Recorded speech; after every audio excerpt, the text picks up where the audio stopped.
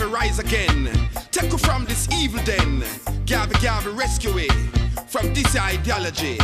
Marcus Garvey rising from earth, like Moses picked from birth. Come children, say it loud, make them know we're still black and proud. Scabba-dabba-dab. I'm black and I'm proud, I'm black and I'm proud, I'm black and I'm proud. Scabba-dabba-dab.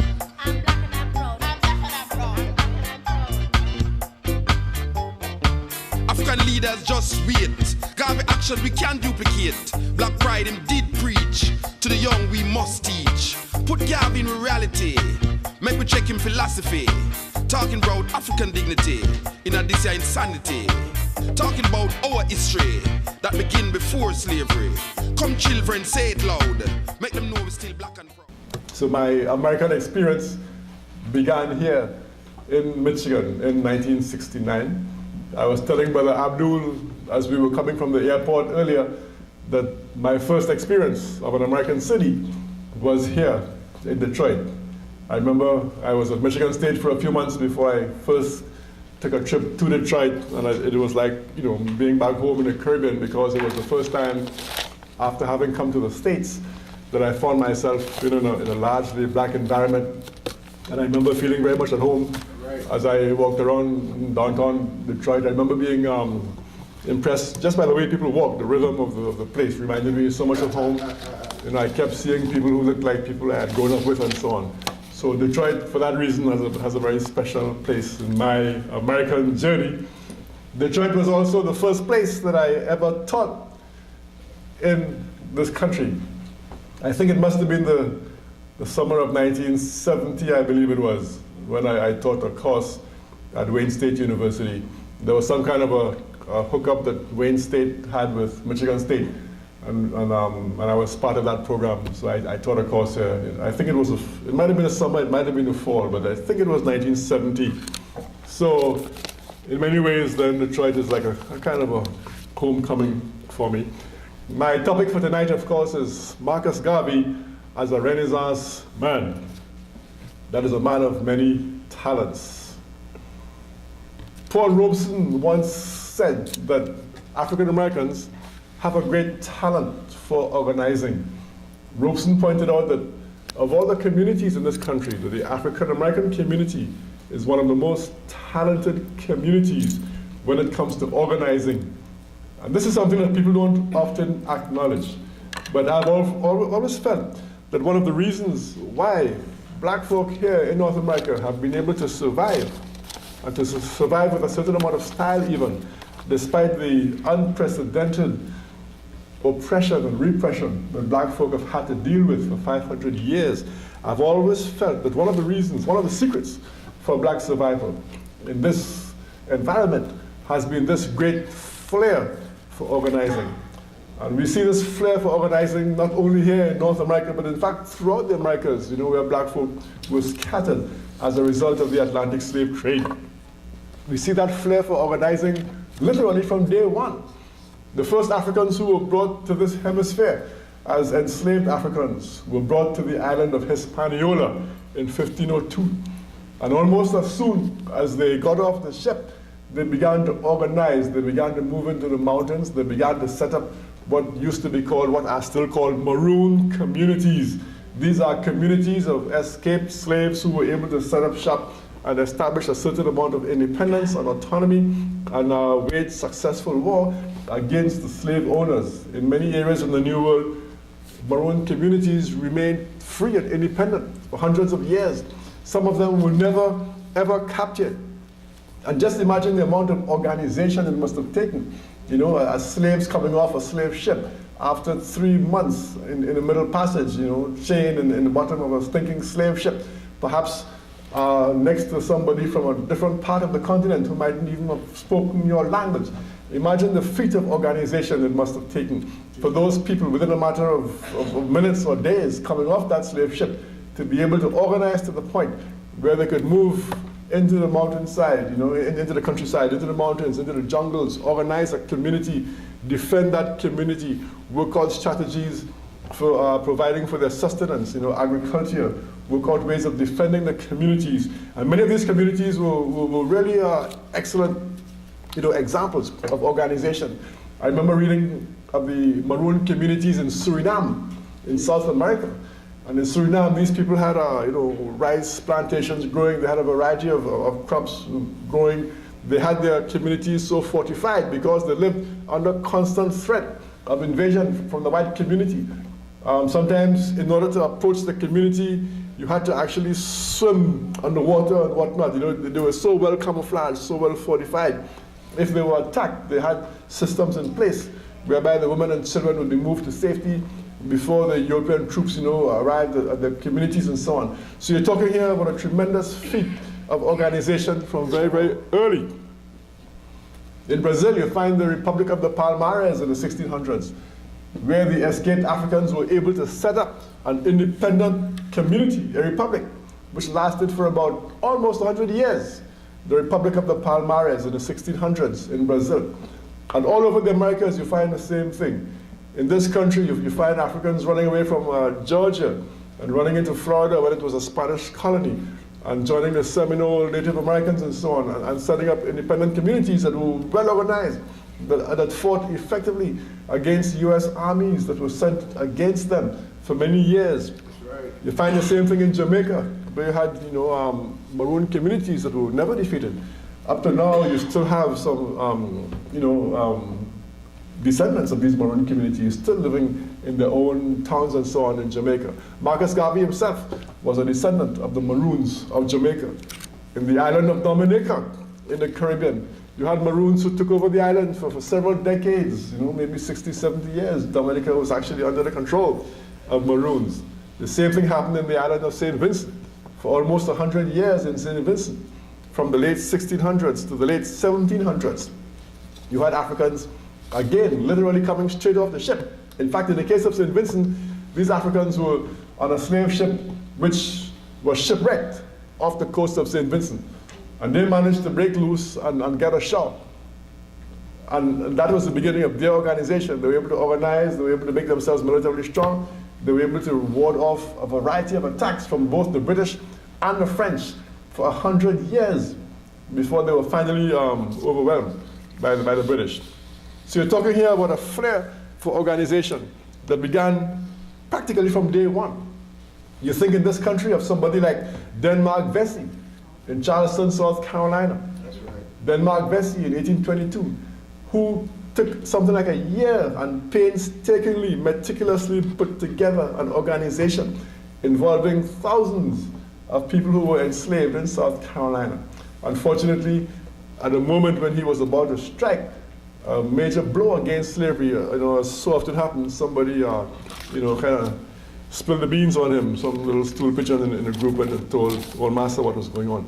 But the white folks were amazed at what they found, because they found what they call a conspiracy, that had been in place for about a year, where thousands of people, on plantations all over, and these were people who were enslaved now, people who could not travel freely, people who could not leave the plantation at night without a pass.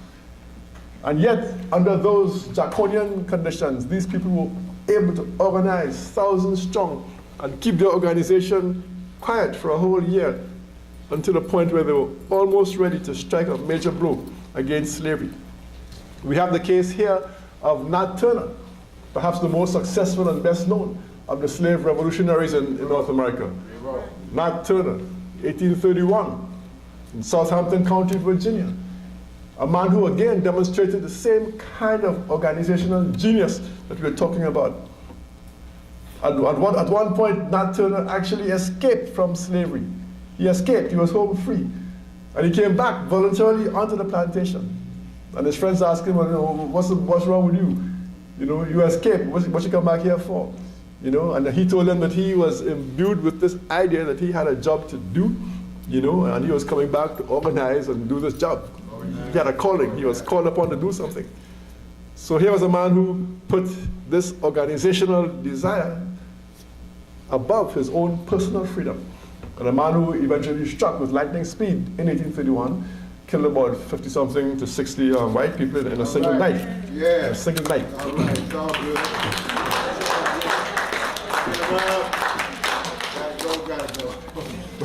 Gotta go.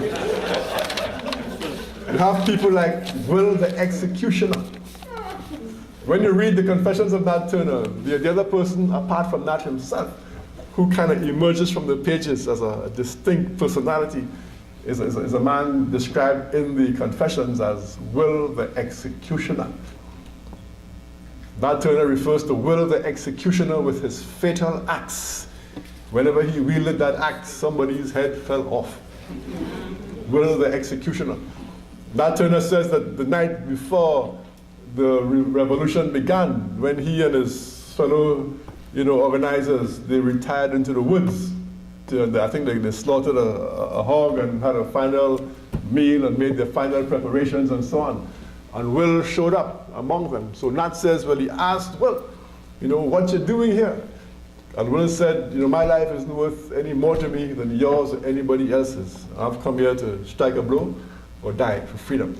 So that was the kind of spirit, and that was what informed the kind of organization that went into the activity of somebody like Nat Turner, somebody like Will the Executioner. During Nat Turner's little uprising there were a couple of times when apparently the sword that he had was somewhat blunt. And Nat says there were a couple of times when he tried to kill some white person and the sword just bounced off the person's head or whatever. But whenever that happened, Will was always there with his fatal axe. One blow of the fatal axe all over. At the back of Nat Turner's Confessions, there's a list of all the people who were executed afterwards and killed and so on. And I looked through and I didn't see Will's name. So I would like to think that Will got away. His name isn't there among those who were executed and so on. So I fervently hope that Will was one of those who got away. Even during slavery, as you know, there were free black people. There were always small communities of free black people, even at the height of slavery, both in the North and in the South. And it's among those free black people, too, that you see some of that genius of African-American organization from very, very early. Africans in this country began to be emancipated in a significant way, not in a major way, but at least there was a critical mass of free black people being emancipated in the years after the Revolutionary War. That is from the late 1700s into the early 1800s in the North. So in places like, say, Pennsylvania and Massachusetts and Connecticut, New York, places like that, you found communities of free black people arising. And it was in these communities very often that you found the germ for many of the organizations that have endured in the black community. The first black churches, the first black lodges, first black, what they call free schools, free African schools and so on. As early as 1787, you had what is supposed to be the first, or one of the first two organizations among free black people. And that was something called the Free African Society, which later evolved into the African Methodist Episcopal Church. The Free African Society, run by Richard Allen, who became the first bishop later on of the AME Church, and a man called Absalom Jones, who later became the pastor of the first African Episcopal Church in Philadelphia. And again, if you look at the activities of these people too, from that very, very initial endeavor among free black people, you find that same spirit of organization, you find that same flair for organization in the face of great hostility and oppression. In fact, the way that the Free African Society came into being in the first place is so illustrative of all of this. And the story is very well known. I'm sure most of you have heard the story, whereby the black folks in this Methodist church in Philadelphia were being segregated, as was the norm in those days.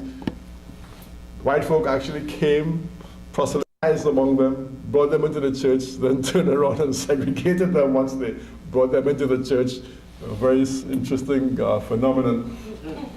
So these folks are in the back of the church where they're supposed to be.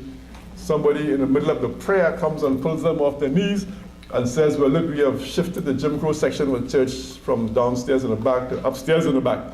So you got to go upstairs. And the black folks say, well, at least wait till the prayer's over. But these deacons are in a hurry. They want to pull them off their knees, literally. And Richard Allen, in writing about this many, many years later, he was very eloquent. He said that they turned around and told the white deacons and whatnot, he said, well, look, wait until the prayer's over, and then we will trouble you no more. And there, in a split second, was an organization. an organization which has endured, the AME Church, and out of which, of course, many other similar African churches, developed over the years. In this same period, in the late 1700s and the early 1800s, you found a whole explosion of black organizations. And when you realize, A, how small the black community was, the black free community that is, and the pressure they lived under, even though they were in the north, in places like Philadelphia and Boston and New York and so on, even though they were in the north, even though they were becoming free, nevertheless, they lived under exceedingly great stress. Segregation was rife. They couldn't go to a library. They couldn't go to the same schools as other folks. They couldn't go to hospitals. Very often they were segregated on the streetcars. This is in the north now in the early 1800s. They were subjected to mob violence. They never knew when some mob would set upon them as they were walking down the street. They lived in segregated neighborhoods, of course. But despite all of this, you had this explosion of activity.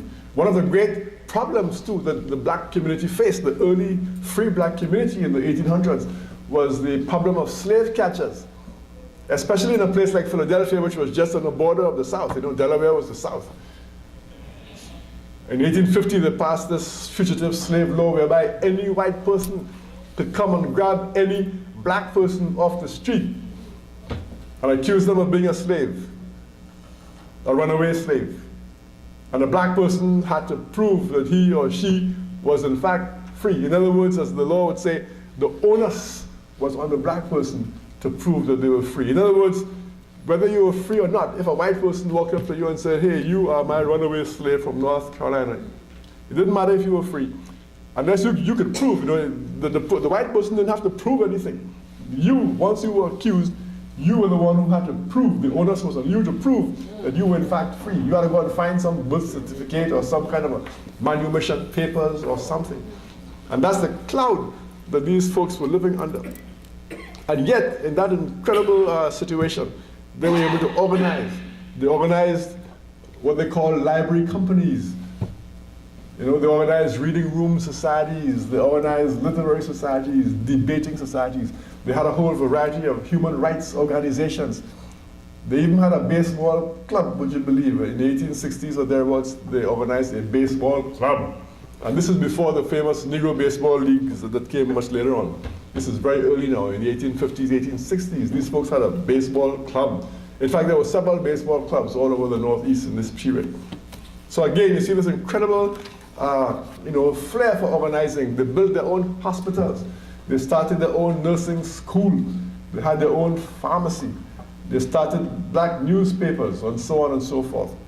In the midst of all of this great hostility and oppression. And many of us today who study African American history, we are very beholden to these pioneers because they're the ones very often who collected the information that many of us can still use today. In fact, in the Schomburg collection in New York, which is perhaps the world's most famous collection of rare books and manuscripts and so on black history, many of the books in there initially came from the work of some of these early black book collectors and so on in Philadelphia, in Brooklyn, and other places. So their books up to today are still available to people like myself who are studying, over 100 years later. So here then you have an incredible flair for organizing. And of course, the flip side of organizing is leadership, the leadership that helps to bring this organization together. So this is the kind of background there. This is the kind of context, the kind of historical context then that someone like Marcus Garvey came out of. As so often happens, very few of us who achieve anything ever do it in a vacuum. Right. The old saying, we all stand on the shoulders of those who went before. That's right. Of course, young people often think that they invented the world and invented the wheel and so on, but it's a very humbling thing to find out very often that somebody 100 years ago was trying to do the same thing, sometimes much more successfully than you are doing it today. So this is the kind of tradition that Marcus Garvey came out of. And Garvey was very familiar with this tradition.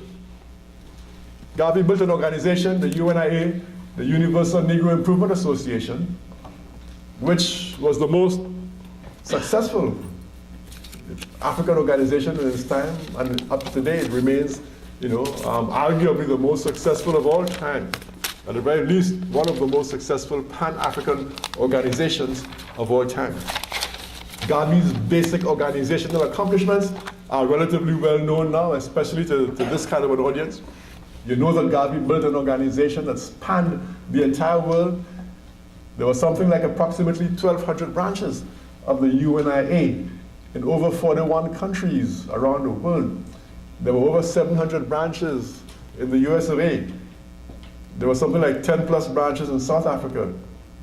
There was something like 48 branches in Panama. There was something like 72 branches in the state of Louisiana alone. And so it went. Everywhere that our people lived, Garvey's organization organized itself on the ground. It was in Europe. It was as far away as Sydney, Australia. Imagine in the 1920s, Marcus Garvey somehow managed to set up a branch of his organization in Sydney, Australia. Detroit here, of course, was a powerhouse of Garvey's organization. Many years ago, in 1972, when I was in the early stages of my research, I was fortunate enough to interview a man here in Detroit whose name I'm sure must still be remembered in UNIA circles, and that was Mr. J. Charles Zamti. Mr. Zamti. Mr. Zamti had a shop where he sold books and artifacts and so on. Was it on Woodward Avenue, in 6 Mile or something like that? Woodward Avenue. Right, I remember going to a shop, this is like almost 30 years ago. Imagine that, I never knew I would someday be talking about 30 years ago, like if it was yesterday. But I remember going to his shop. I was a student then at Michigan State, and I remember going to his shop, about 30 years ago, and sitting down there and talking with him and so on.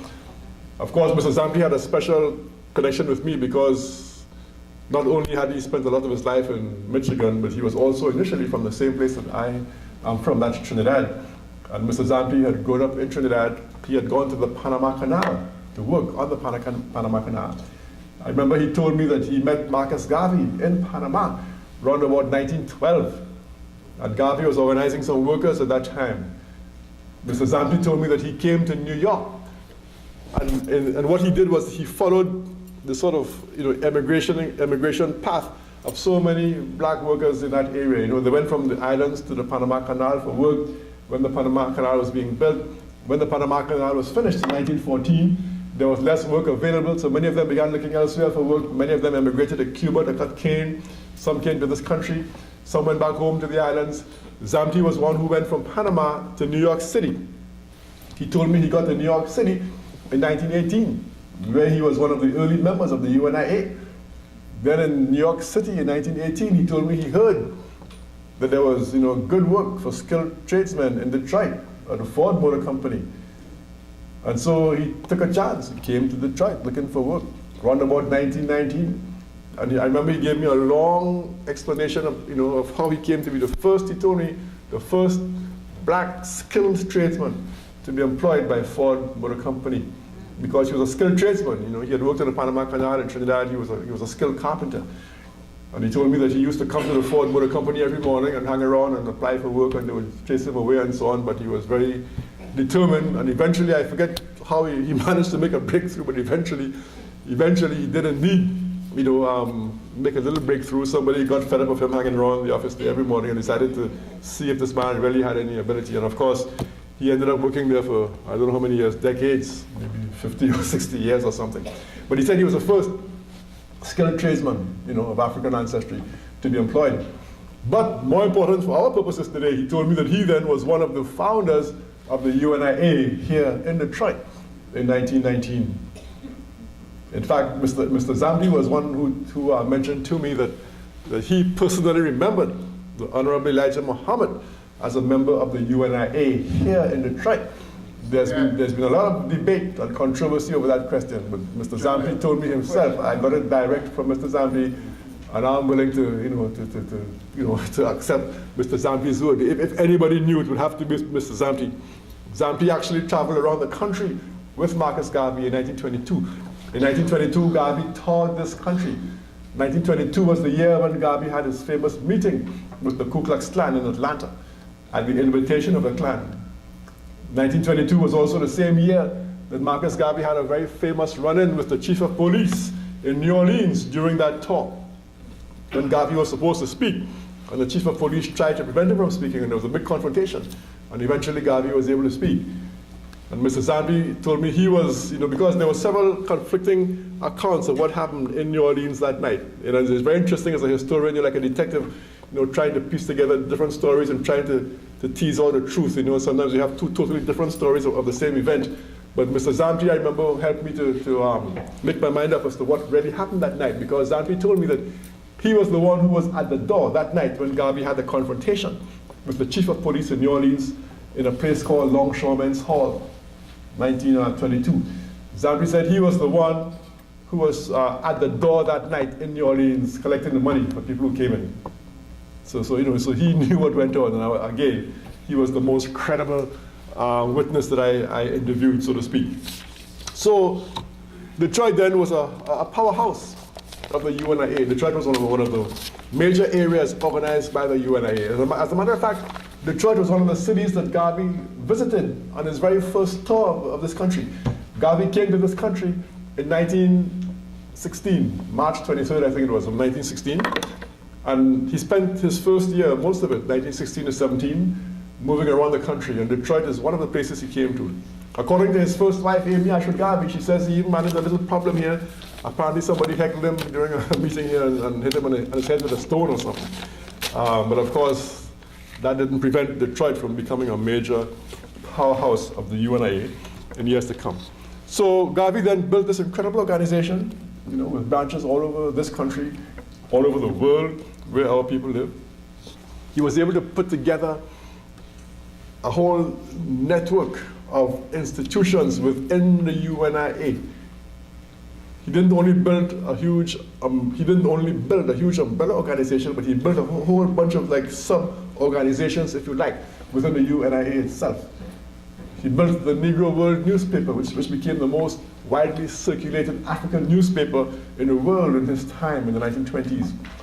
He built the Black Star Line Steamship Corporation, perhaps the most famous of all the endeavors that Garvey put together.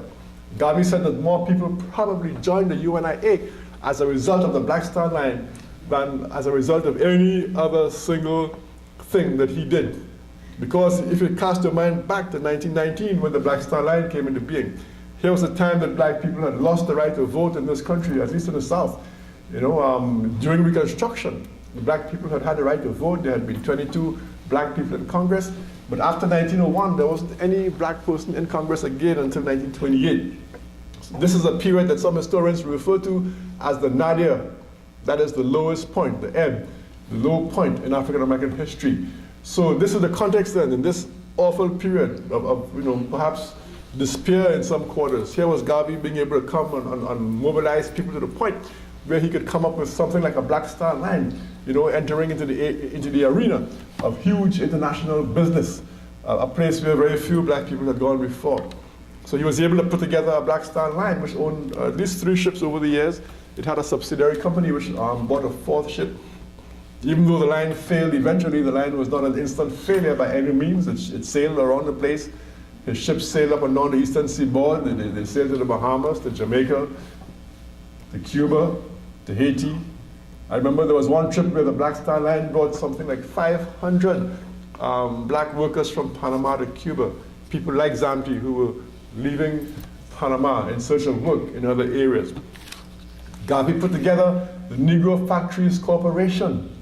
The Negro Factories Corporation, which was a subsidiary of the UNIA that ran businesses, a variety of businesses. The Negro Factories Corporation ran businesses like grocery stores. It had grocery stores, it had restaurants, it had a hat factory, it had a tailoring establishment making uniforms for the UNIA. It manufactured black dolls so that black children would be able to play with toys that sort of gave them a good sense of themselves, black dolls for black children. The Negro Factories Corporation had a printing press. It ran a hotel in Harlem, the Booker T. Washington Hotel, interestingly enough, et cetera, et cetera. So these are some of the kinds of institutions that Garvey put together. The UNIA ran schools. The UNIA branches around the country acquired real estate. In many of the big cities around this country, and in places like Canada as well, Montreal, Toronto, and so on, you had our real estate, very valuable real estate, very often in downtown locations, owned by the UNIA. Even after years of oppression and repression against the UNIA, as late as the 1970s, some of these buildings were still in the ownership of the UNIA. In fact, up to today, in some places, Philadelphia is one place that comes to mind. I believe in some parts of Central America, in Costa Rica, I believe the UNIA still has a building there. I believe in Panama as well. So these are some of the kinds of real things, organizational things that Garvey was able to do. One of the great things he did was that he was able to reorient the thinking of our people. Because Garvey realized that it was not possible to build, material success without an underpinning of consciousness. And so Garvey was doing the two things at the same time. He was building consciousness, and he was also showing how that consciousness could be used to build material prosperity as well. And of course, Garvey's consciousness was based on the time-honored ideology of black or African nationalism. Garvey, of course, didn't invent African nationalism, but as in so many areas, Garvey was able to interpret it, and articulate it in a way. He was able to break it down in a way that our people could understand, and in a way that our people everywhere in the world, no matter where they live, could relate to. And one of the great areas of Garvey's organizational genius was in his ability to come up with a formulation for African nationalism that could break down the borders, the barriers that had existed hitherto, among our people. So it didn't matter if there were language barriers among our people. It didn't matter if there were problems between Jamaicans and Barbadians. It didn't matter if there was tension between African Americans and, say, Afro-Caribbeans. It didn't matter, what tensions had existed prior to Garvey. He was able somehow to cut through all of this and show that there was a common denominator uniting African people. So Garvey was a true Pan-African organizer like none other. And so the basis of the consciousness building that went on in Garvey's organization was the philosophy of African nationalism. And there were three basic ideas that Garvey put forward as far as African nationalism was concerned. There was first the idea of race first, second the idea of self-reliance, and third the idea of nationhood. And race first simply meant that African people must put our self-interest, our racial self-interest first and foremost. We must love ourselves either physically or in terms of writing our own history, interpreting our own reality, writing our own literature, critiquing our own literature, seeing God in our own image and likeness as a black entity. All of that was race first. Putting forward our own propaganda, publishing our own newspapers, our own books, and so on. Race first was a very aggressive doctrine of putting our self-interest first. Because Garvey realized very, very, very clearly and very correctly that we live in a very competitive world and nobody's going to look after our interests unless we aggressively move to protect our own interests, ourselves. And of course, this is one of the reasons why Garvey was so disliked by the powers that be, because he didn't apologize to anybody, he didn't ask anybody for permission, he didn't ask anybody to please come and join his organization. One had to be black to join the UNIA. The application form of the UNIA had a little question there. What's your race? What race are you? That's right. If you put on the wrong race, you'd be rejected for membership. I actually came across a case, this is amazing, but it's true. I came across a case in the Caribbean, in the island of St. Lucia, which has an Indian minority. These are Indians now from India who were brought to the Caribbean as indentured workers after slavery ended. And I don't know how this happened, but I came across some application forms that these Indians had signed. They actually joined the UNIA. This is after Garvey's death in the 1940s. And I knew they were Indians from the names and also from their photographs, because there was a photograph attached to the application form. And these Indians, for reasons unknown, in that section of the application form, which asked for their race, I think it might have said something like, are you of African origin or something, and they wrote yes, which I found very fascinating. So in at least one place, the power of the UNIA was such that it was able to actually, have some people of another race actually, wishing and hoping that they were Africans and actually crossing the racial frontier, so to speak. Usually we're the ones who pass for everything else, but in Garvey's case, he made the race such a progressive thing that other folks were trying to pass for us. So that's very fascinating. The second idea that Garvey put forward after race first was the idea of self-reliance, which meant that black folk had to do things for themselves. You know, Elijah Muhammad made that expression very popular, do for self. But you know, Garvey was the one who actually popularized that expression even earlier, do for self. That's the reason why he built a Negro Factories Corporation, which was employing over 1,000 people in New York City in the early 1920s. That's the reason why he built a Black Star Line and so on. Do for self, because Garvey realized that you had to demonstrate.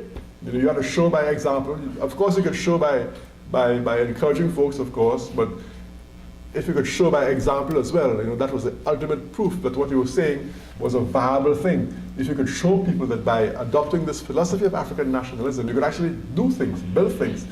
So Garvey was very keen on doing as well as advocating. The third idea Garvey put forward was the idea of nationhood. Nationhood simply meant the black folk must try, in whatever context they found themselves, to move towards political power. Nationhood, political power, self-determination, in whatever context one found oneself, but that should always be an aim, to move towards nationhood. So because of Garvey's great success, because of the ideas he put forward, of course he became a greatly hated man in imperialist circles, in white supremacist circles. He nevertheless was able to build this great organization, not only because of his own ideas, but because he was able to mobilize that great organizational energy and ability which had always been existent in our community and which I talked about earlier. Garvey, of course, couldn't have done what he did alone, but he was able to sort of tap into and harness that organizational energy. There were times when there were local organizations which existed before the UNIA, but once the UNIA came along, there were times when local organizations would just join the UNIA en masse. A whole organization would just come into the UNIA. Once they realized that Garvey was on the right path, that he was going where they were going, but had greater resources and so on. So Garvey, in a way, was able to harness that organizational energy on a worldwide scale. I remember there was a case in Panama around about 1918, 1919. There was an organization known as the Loyal African Negroes. And loyal Negroes. I'm not sure what they were loyal to. Maybe loyal to the race, I don't know. This is 1918 or 19. But I remember that they were one group that came en masse into the UNIA. And the same thing happened in a variety of other places. Sometimes you had churches. A minister would join the UNIA and bring his whole church into the UNIA. I remember some years ago, I spoke at a Methodist church, in fact an AME church, in Colorado Springs, Colorado. And to my amazement, I discovered that in that very church, a pastor in that very church back in 1920-something or other had done precisely that. He had brought his whole congregation into the UNIA, and so that his church then became the nucleus for the local branch of the UNIA. And I was very, very fortunate on that occasion because there were people in the church still, this is around about 1985, 86, and there were people in the church still at that time who were the children of some of the early members of that church back in the 20s who had brought the church into the UNIA. And in fact, that caused me to do some research for an article which I have not yet published, but I have all the information. And they were actually able to show me letters that Marcus Garvey had written and so on to the parents and this kind of thing. So Garvey then, apart from his own organizational genius, then was able to tap in to the local organizational abilities of so many of our people everywhere. Now Garvey, of course, was primarily a political figure. When we think of Garvey, we think of a political figure. Somebody fighting for human rights for African people everywhere. Someone trying to uplift the race, primarily on a political level. Nevertheless, part of the strength that Garvey brought to his organizational activity, part of the strength that he brought to his political endeavor was the fact that he was a man of many talents, what we often refer to as a Renaissance man. He was a man of many talents. And again, that's something too which has characterized our race over the years. We have had many leaders like that, people who have been exceedingly talented. Perhaps, I don't know, maybe God just compensates for our oppression by giving us leaders of great ability. But Garvey, is not unique in that respect, although he's one of the great examples of what some folks refer to sometimes as a Renaissance man. He wasn't single-mindedly interested in politics alone. That, of course, was the primary area in which he struggled. But he brought to his political activity a whole wide range of interests. For example, he was a man who read widely. In his book, Message to the People, Garvey says that we must read 4 hours every night. He says before we go to sleep every night, we should read 4 hours. He says we should read history. He says we should read biography to try to learn from the success of other people who have been successful. He says we must read with a critical eye. We mustn't agree with everything we read just because somebody wrote it. Say that. Oh, thank you. Right.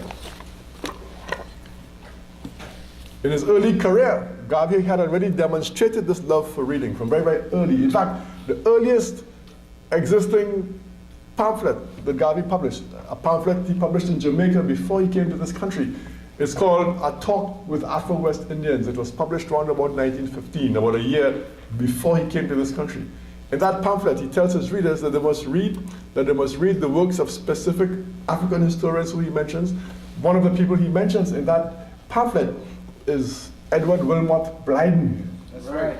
Blyden, one of the great forerunners of Marcus Garvey, a man who was one of the greatest intellectuals in the whole African world. He lived in West Africa, in Liberia and in Sierra Leone. Blyden.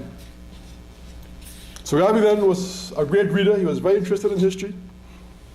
He spent a lot of time looking at history because he realized that history was a critical subject. You remember Malcolm X and Elijah Muhammad both made popular that expression, that of all subjects, history is the one which best rewards our activity and so on. Both Malcolm X and Elijah Muhammad made that phrase, that expression very, very popular.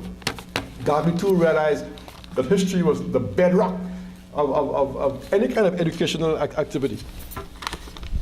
History is the most political of subjects. History, if you control the history, in a way, you control the consciousness. And there's been a great battle around the control of our history. From the day we came here, people have been trying to take our history away. Thomas Jefferson in 1781, in his book, Notes on the State of Virginia, he said we didn't have any history, that we had never been civilized and so on, we weren't human, and therefore we should be enslaved. Practically all the major white philosophers in Europe and North America in the 1700s, 1800s, 1900s, as recently as the Bell Curve in 1994, all saying the same thing, that basically we have no history, we have never been, anything, we have never showed any signs of being intellectually capable of anything, and they've always used this misinterpretation of our history as a basis for repressing us further. So Garvey realized that history was crucial, and so a lot of his reading was around the question of history. And in many of Garvey's speeches, you find evidence of that knowledge of history. On one occasion, for example, Garvey said, quote, "History is written with likes and dislikes." And he said there never was a white historian who ever wrote with any true love, or feeling for the African. That's right. Say that. On another occasion, Garvey said it takes the African to interpret the experience of the African. He says it takes the slave to interpret the history of the slave. He said it takes the unfortunate man to explain the history of the unfortunate man. Of course, this is a battle we are still fighting today. Those of us like myself who teach in African American studies and so on, it is a constant battle. There's a constant struggle against those who try to, to just come and ride roughshod over our history. Very often they have easier access than we do to publishing and so on. So any junk they write usually can, make its way to the New York Times bestseller lists and so on. Many of our misguided black faculty members, get carried away and see reviews from these white authors, Jewish authors on black history, and go and use their books in our own black history courses. That's something that has always baffled me. Why have a black studies department if you would turn around and bring that junk back into the department? You might as well just let them come and teach the course. Done with it.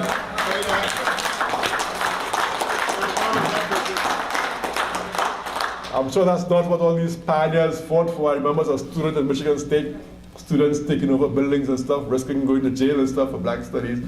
I'm sure that's not what they fought for some black person to come 30 years later and bring all this junk written by white and Jewish historians into the very same black studies classroom. But thankfully, of course, there are many of us who still have a certain level of consciousness left as we move along. So Garvey then was very much into history.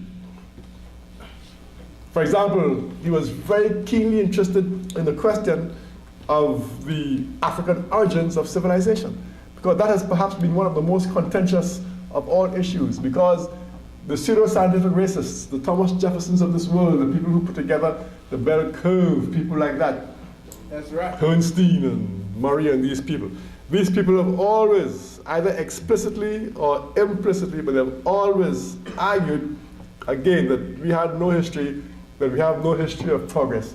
And so, if you point out to them that not only did we have a history, but we had the first history, that the world's first great civilizations were in fact African, that African civilizations actually made a great contribution to the civilization of ancient Greece, which is their first great civilization.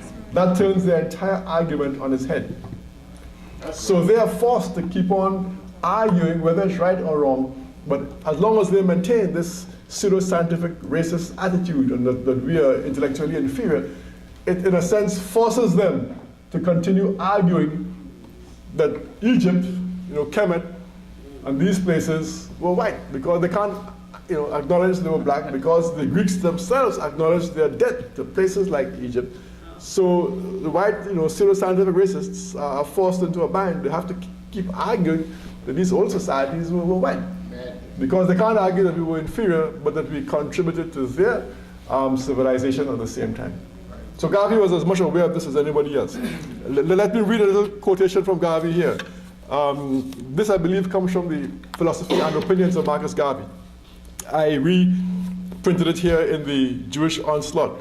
Here Garvey is talking about the discovery in 1922, I think it was, of the tomb of King Tutankhamen.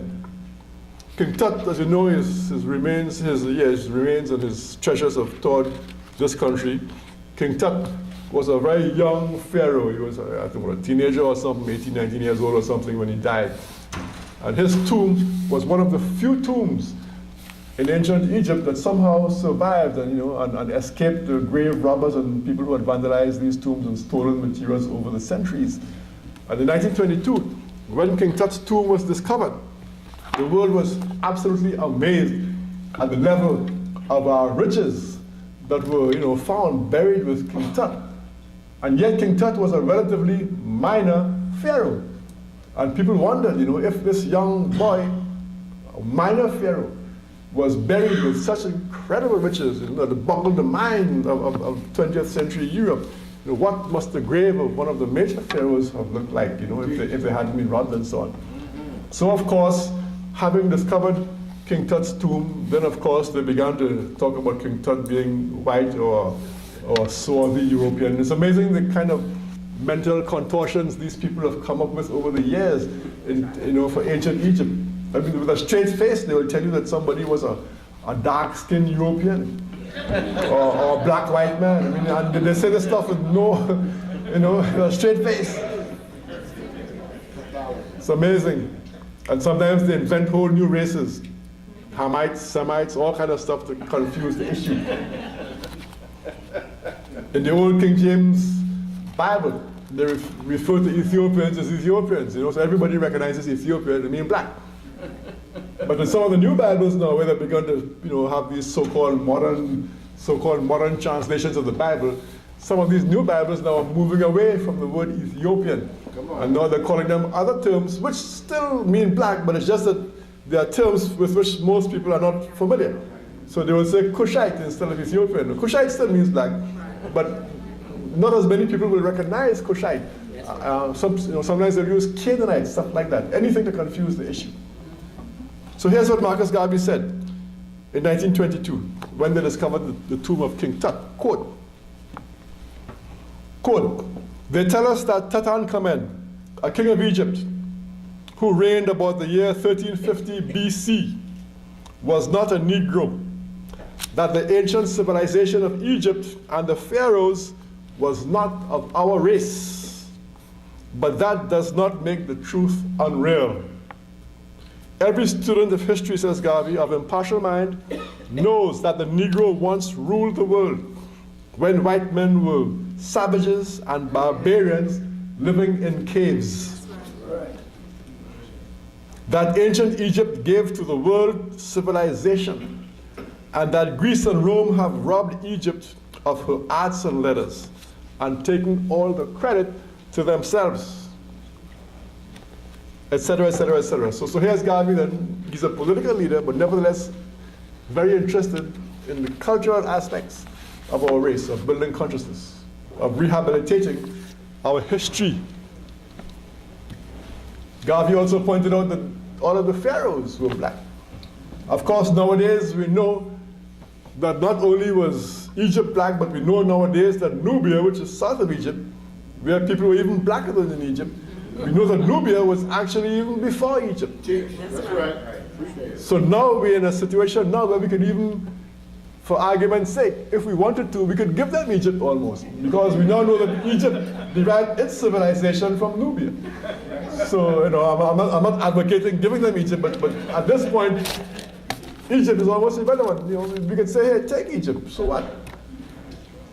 We now know that the first examples that we find of what people consider Egyptian civilization, the pharaohs, the worship of the god Horus, the boats running up and down the Nile, the crown that the pharaohs used to wear, all of that stuff we now know was in Nubia before it was in Egypt.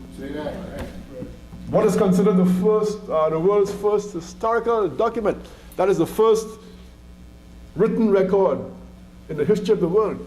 The first written record of any historical event comes out of Nubia, where the Nubians apparently invaded Egypt, and ran over Egypt, around about 3500 BC. The world's first historical event, historical in the sense that an event which is documented in writing.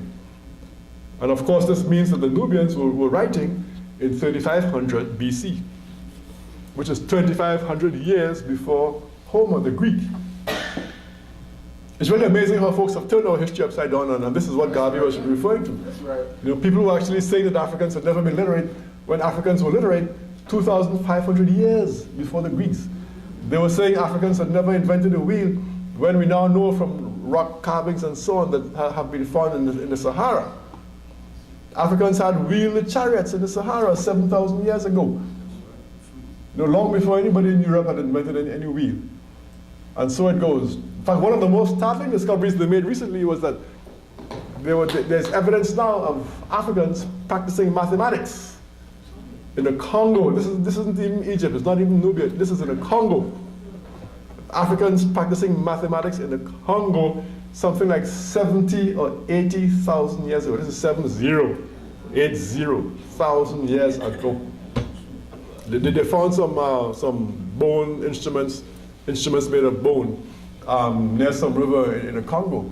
And there are markings on these bones and stuff. And people who have examined these markings say that they have to be, they're clearly evidence of mathematics. People are doing addition and subtraction and apparently multiplication and stuff. This is 70,000 years ago. Now, the first Egyptian dynasty is about 3,200 BC, so call it 5,000 years ago.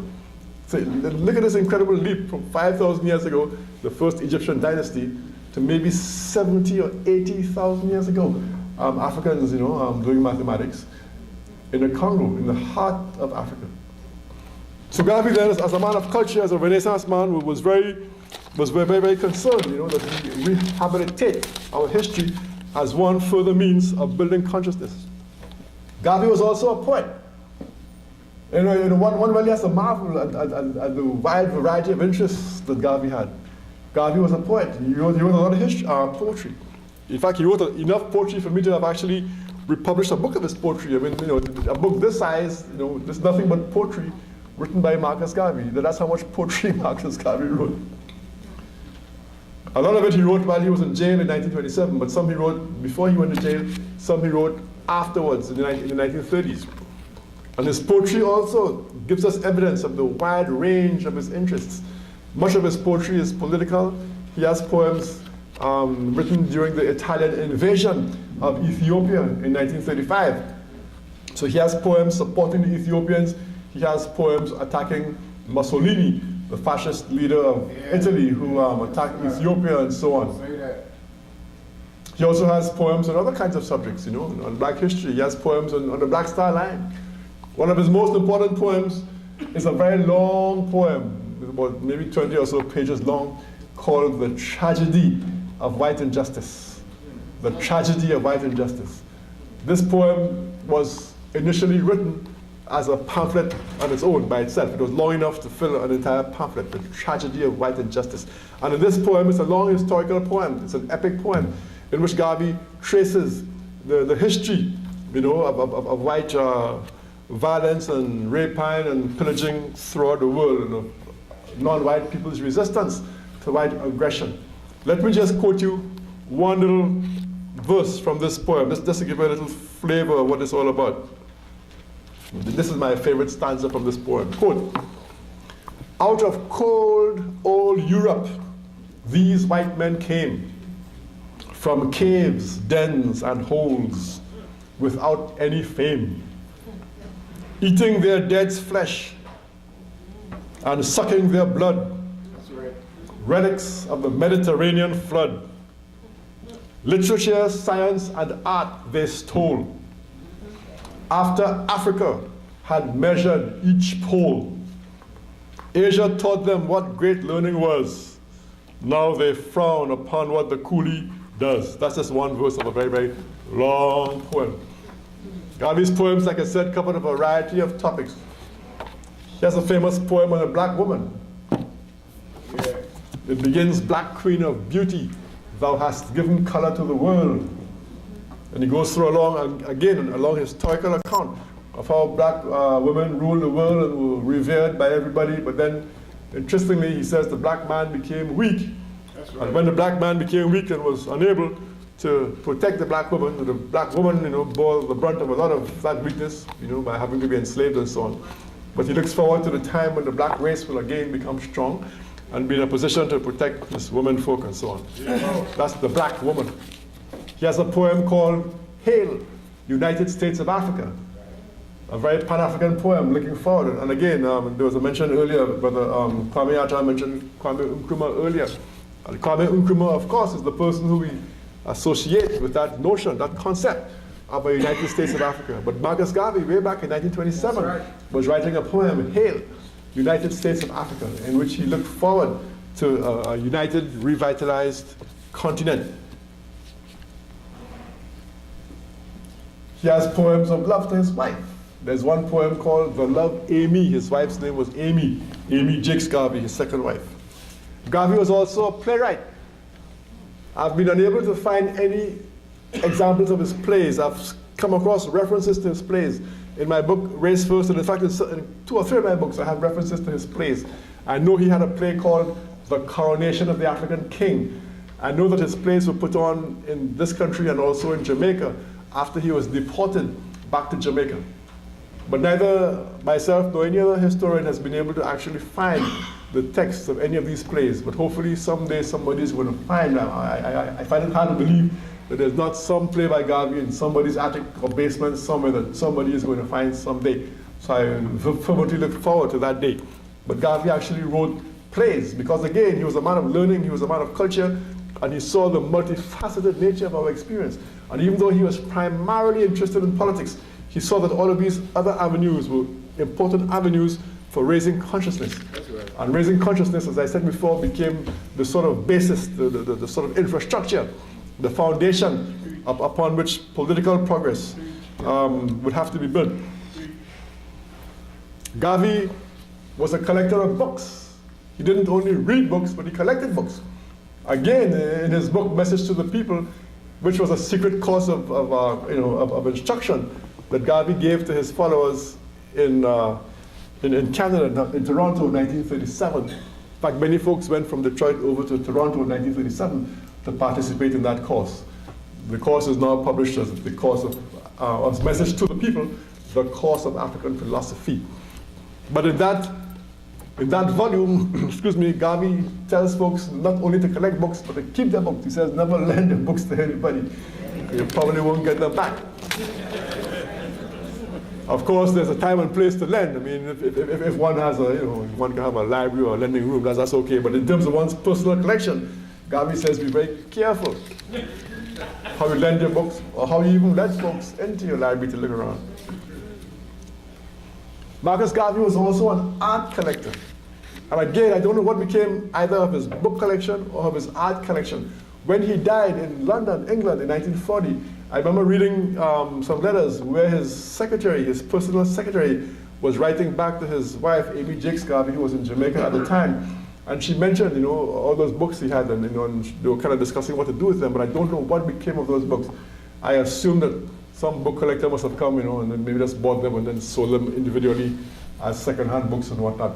But it would have been so nice if we could have had a look at Garvey's collection, intact as a collection, to give us a real further insight into the kinds of books he was collecting and so on and so forth. But we do know that he had a fine collection of books.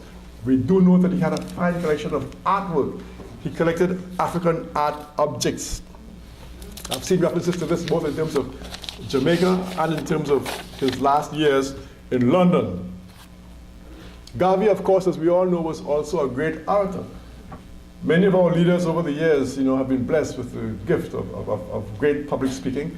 Many people who heard Garvey considered him one of the great orators of his time, even people who were hostile to him. Even somebody as hostile as J. Edgar Hoover. J. Edgar Hoover, later head of the FBI. Again, in my book, Race First, I have a quote from J. Edgar Hoover, where Hoover says that Garvey is a great orator. He actually, this is in the middle of a secret memorandum in which he is trying to find a way to have Garvey deported. And this is very early. This is 1919, 3 years before, 3 years after Garvey arrives in the US of A. And Hoover is already looking for a way to deport him. As a matter of fact, Marcus Garvey was the first major black leader that Hoover, harassed. We all know Hoover's role in the 1960s in COINTELPRO, the counterintelligence program, when he manufactured this program to discredit and destroy the black movement. But by the time Hoover came along to the 60s, when he was moving against Martin Luther King, moving against Kwame Ture, the Nation of Islam, etc., he came to harassing these 1960s leaders with a whole history of almost half a century. And that history of harassing black leaders actually began with his harassing of Marcus Garvey. But even in the midst of this memorandum, trying to get Garvey deported, he had to sort of step back for a minute and perhaps in spite of himself, acknowledge Garvey's great oratory.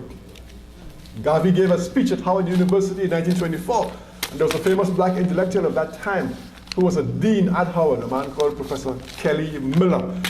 And Kelly Miller wrote, after hearing Garvey speak, that he said this was one of the greatest speeches he had ever heard in his entire life. And many other people paid similar tribute to Garvey. As a young man, Garvey practiced oratory. He took courses in public speaking. He entered public speaking competitions. In 1910, this is before he left Jamaica on his worldwide travels, he entered an all-Jamaica public speaking competition. He placed third. I think there was one representative from each of the, 10 parishes, I believe, in Jamaica, and he placed third, 1910. He met his first wife, Amy Ashford Garvey, at a debate when he got back to Jamaica in 1914 from England. So his whole life then was characterized by this interest in public speaking. And again, it wasn't something that came totally natural. It's something he cultivated, something that he worked at. And again, was this one further example of his wide-ranging interests. Garvey, the orator. Garvey, of course, was also a great writer. The Philosophy and Opinions of Marcus Garvey is one of the most popular and enduring of books by African leaders. And one of the reasons why is because the writing is so exquisite. I've always referred to the Philosophy and Opinions of Marcus Garvey as a sort of a Bible, an African nationalist Bible. There's a biblical quality to it. There's a ringing quality to it. One can almost hear the prophet declaiming from the mountaintop. When you read the Philosophy and Opinions of Marcus Garvey. There are many passages from the Philosophy and Opinions that have been quoted over the years. We heard some earlier today as well. Perhaps one of my favorite quotations from the Philosophy and Opinions of Marcus Garvey is a very well-known speech where Garvey, I call it the If I Die in Atlanta speech. You know, this is after Garvey was incarcerated, after his trial for alleged mail fraud in 1923, when he wrote this exquisite, essay, If I Die in Atlanta. I'd like to maybe just quote a little piece of it, If I Die in Atlanta. I've actually heard people from the UNIA recite this speech, from memory. And I guess this was a very common thing if you go far back into Garvey's time. UNIA people often would memorize this speech. If I die in Atlanta, my work shall then only begin, but I shall live in the physical or spiritual to see the day of Africa's glory. When I am dead, wrap the mantle of the red, black, and green around me. For in the new life, I shall rise with God's grace and blessing to lead the millions up the heights of triumph with the colors that you well know. Look for me in the whirlwind or the storm. Those words have become very, very, very, very famous, the whirlwind or the storm.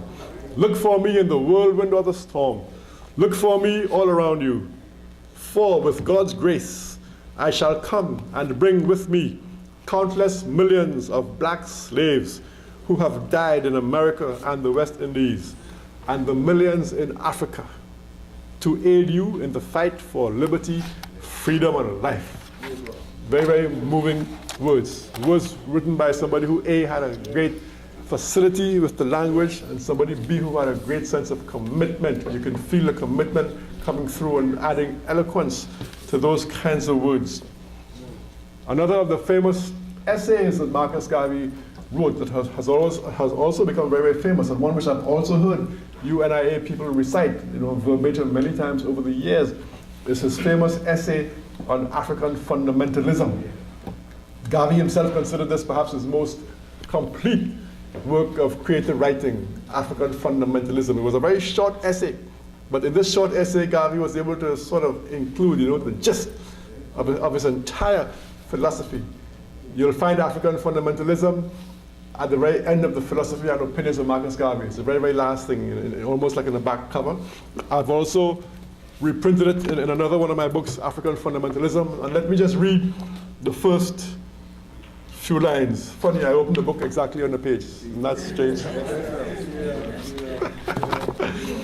African fundamentalism. The time has come for the Negro to forget and cast behind him his hero worship and adoration of other races. That's right.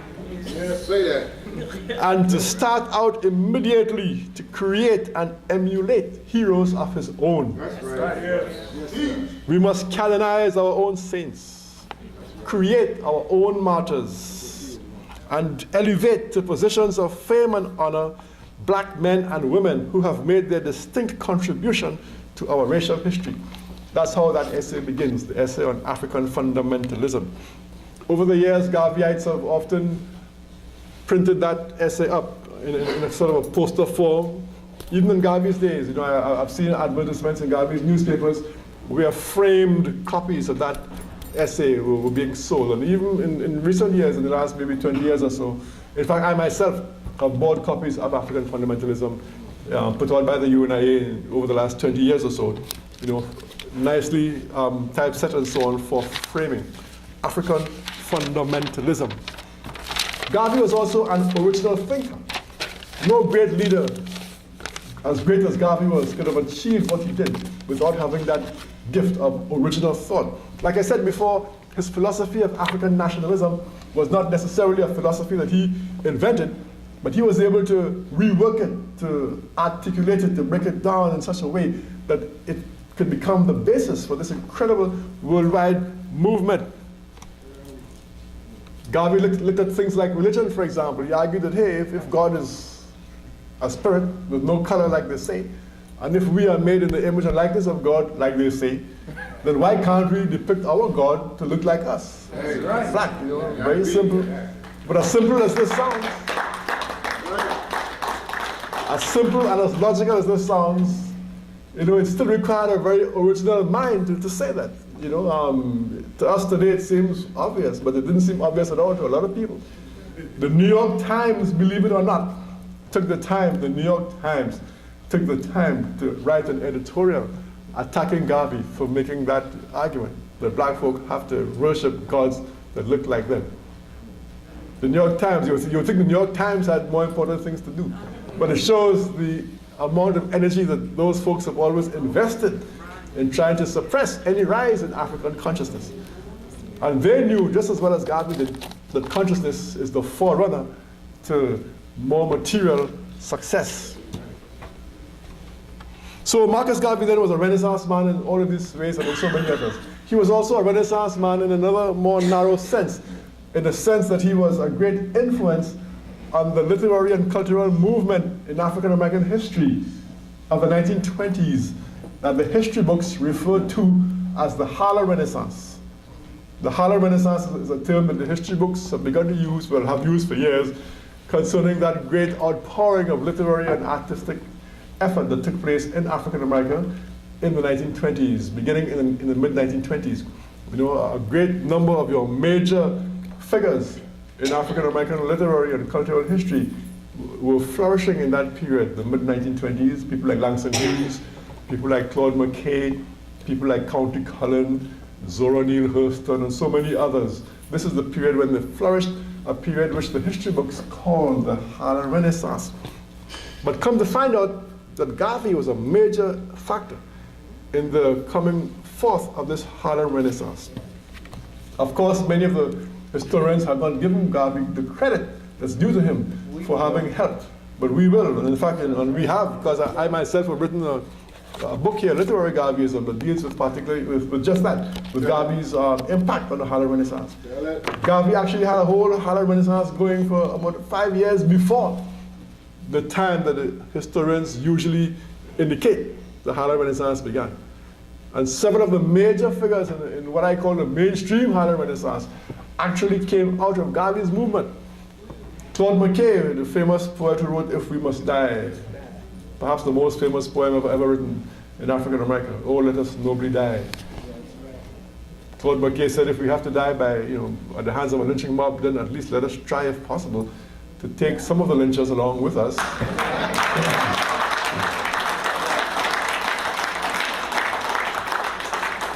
If we must die. Claude McKay wrote that poem. He was a sleeping car porter on the Pullman cars and the trains. And Claude McKay wrote that poem after witnessing a lynching someplace while he was traveling, across the country.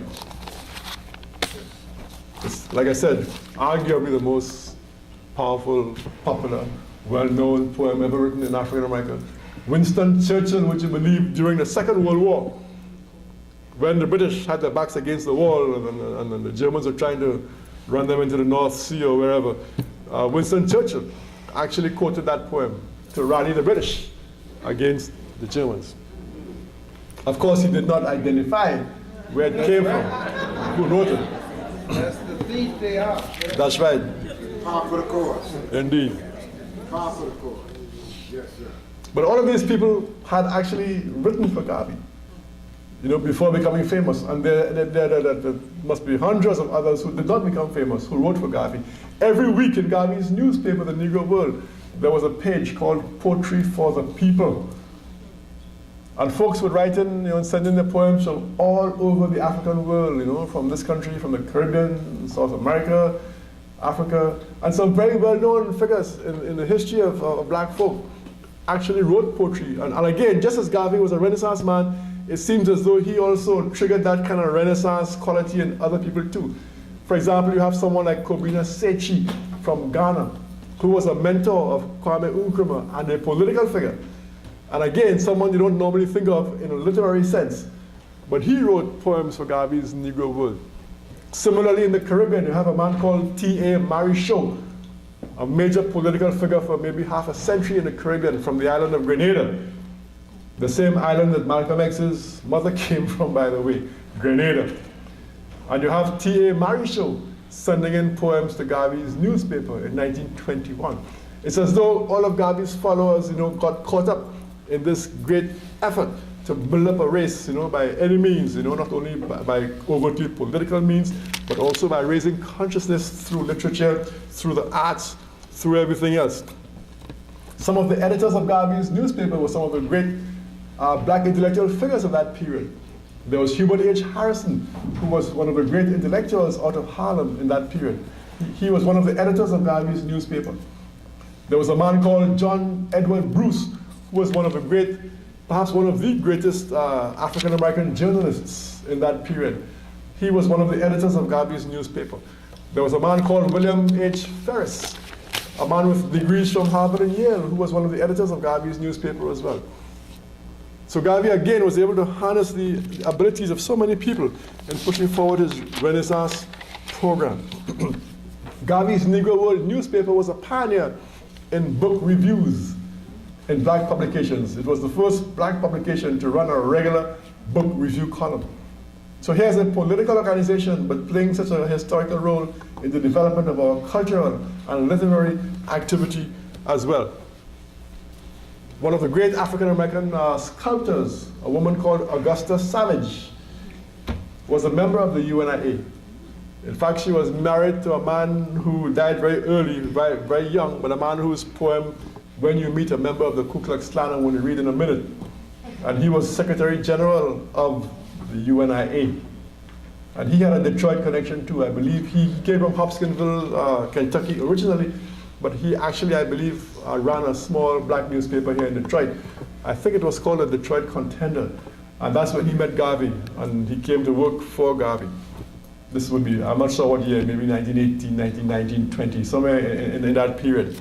A man called Poston, Robert L. Poston.